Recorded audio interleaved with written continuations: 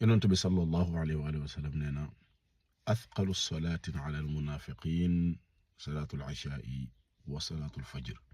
yonent bi sallallahu alayhi wa sallam daal di waxaat ne man salla al-bardayn daxala al-janna. yonent bi sallallahu alayhi wa sallam daal di waxaat ne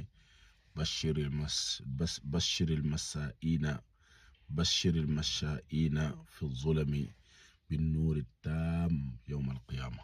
mbokk jullit ñi ñetti xadis yu am solo rasulullahi sallallahu alayhi wa sallam dafa wax ci xadis bu njëkk bi ne julli gi gën a diis ci naafeq mooy julli gee ak jullik fajar.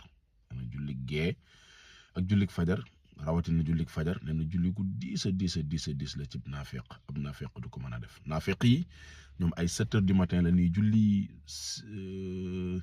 ñi ci gën a góorgóorlu 7 heures du matin la ñuy julli, ñi ci gën a yaafus gën a tayal 8 heures 9 heures la ñuy julli. bàyyil xel sa bopp saa waay bu fekkee ci nga bokk wala yow soxna si bàyyil xel sa bopp ban heure ngay julli yow ban heure ngay julli fajar tontul sa bopp te nga bàyyi ci xel. yonent bi nee na julli fajar julli gu diis la ci naafeq rawatina jamono seddaay duñ ko mën mukk.